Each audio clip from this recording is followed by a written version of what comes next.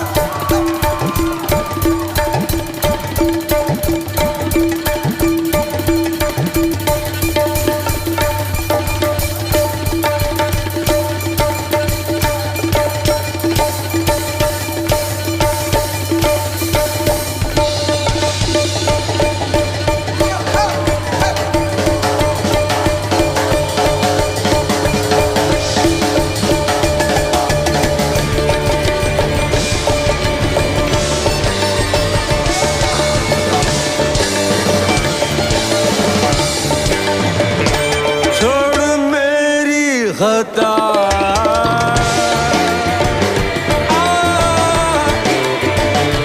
छोड़ मेरी खता, छोड़ मेरी खता,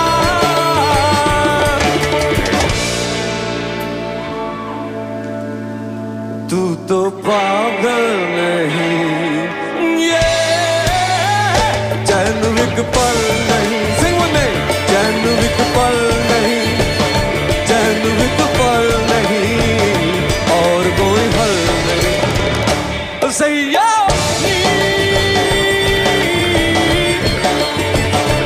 सैया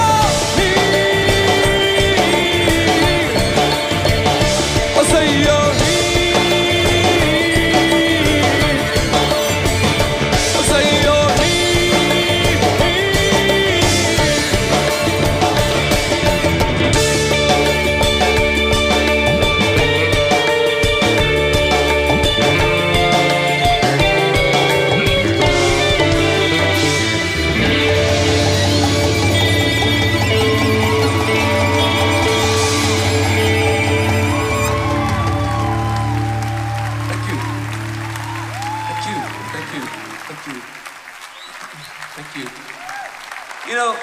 very few people in the world, and the word is tossed around a lot, but there's very few people in the world who are actually visionaries, seers, people of the heart who can understand humanity, politics, business, culture, and build a circle around it. The next guest who I'm going to introduce to you, he's like a brother to me, although we've just met 3 years ago. But the first time I met him, I was on this panel for Clinton Global Initiative. We were speaking, and he sat there with another dear friend of ours, Susan Marks, and he seemed such an unassuming guy. And, I figured, well, you have academics, and he must be a professor, or he must be someone who's, looks at engineering. And I found out later on that the man I was on stage with was the first president of eBay, was a man who started the biggest non-profit foundation in the world, was a man who started a film company which has made Academy Award-winning films, and is a man who's passionate, deeply passionate about peace on this planet. And his waking hours, I don't know if he sleeps. In fact, he told me he doesn't sleep.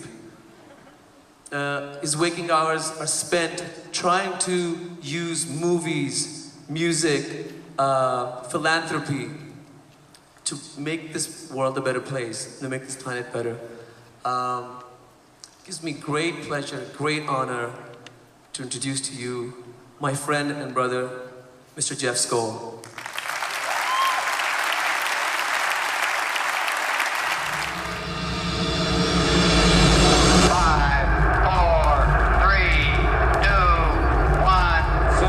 Officials are reporting 7 cases of a strange new kind of swine flu. North Korea says it successfully carried out yet another underground nuclear test. The children of Pakistan do not have access to clean water. The splitting off of a vast island of ice from the main Arctic ice pack is the most alarming evidence of climate change seen so far. The world today is a scary place. There are a number of real threats that could render all of our work obsolete.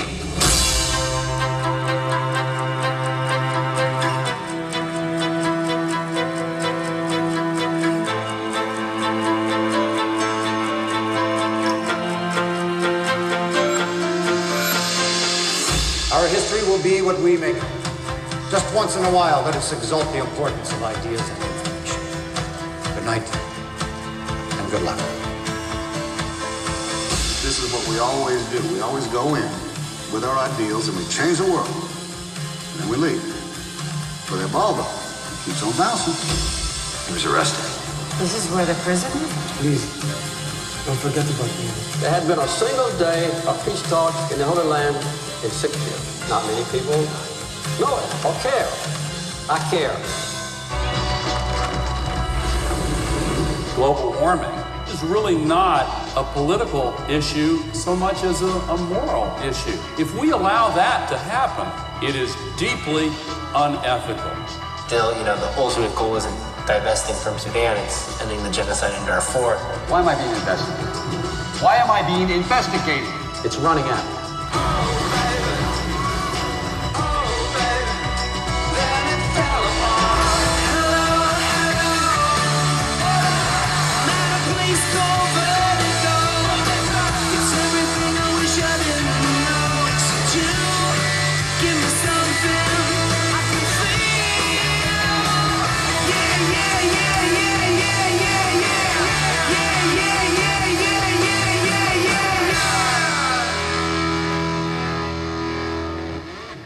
Jeff Skoll.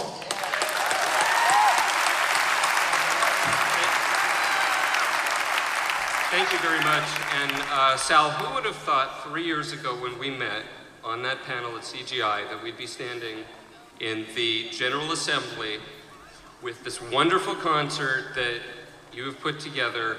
It's absolutely remarkable, and it's a testament. A month ago, there wasn't a date, there were an artist, and this is a testament to Salman's fortitude for making this happen.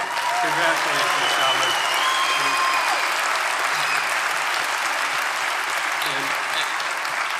And I also have to say, I'm glad that you wore your fur hat tonight, because I left mine at home. But Salman, you were the coolest guy, and thank you for having me here. Pakistan is a bit of a shrouded mystery for many of us in the Western world. Many don't get the chance to visit there and see that beautiful country, and yet its history is vibrant and rich and means so much to the world. And I first had the chance to go to Pakistan in 1994 as part of a school trip. And we arrived in Karachi after dark, and I kept hearing what sounded like firecrackers and seeing flashes of light. Of course, they weren't firecrackers, they were gunshots. And you know, that was the welcome to Pakistan. We had arrived in the middle of a civil uprising. Since that point, I had gone out and seen the country for myself, and seen people living in the toughest of conditions, in intractable poverty without the means to get out, an air so thick that you sometimes can't see your hand, with a fragile democracy, yet this vital and vibrant culture, and it's a land with nuclear weapons. And it dawned on me when I saw this that as Pakistan goes, so may go the fate of the entire world. And so I wanted to do something about it, but what could I do? A few years later, I transitioned from a penniless student eating my roommate's leftovers to an internet millionaire eating my roommate's leftovers. And I resolved to help.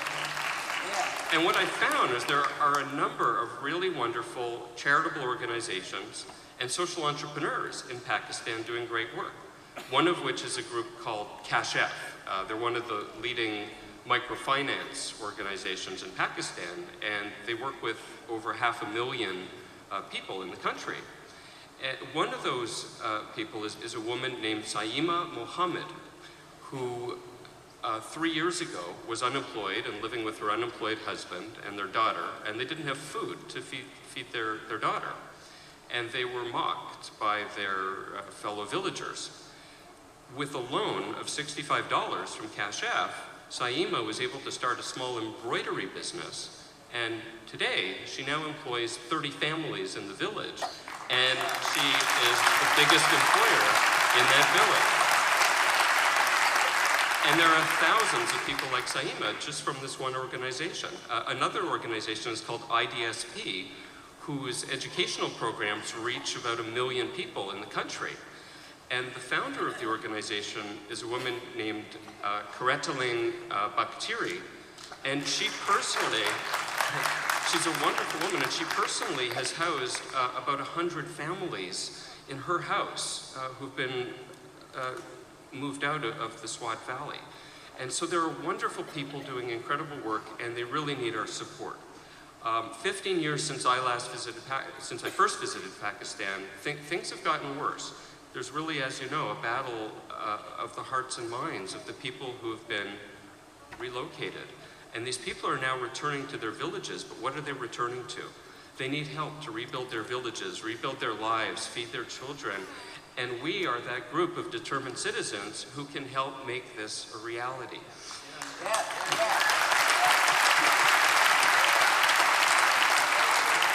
And towards that end, I'm pleased to announce a small start on that. I'd like to contribute $50,000 to Salman and Samina's foundation for their work in Pakistan, and I hope many of us will join in.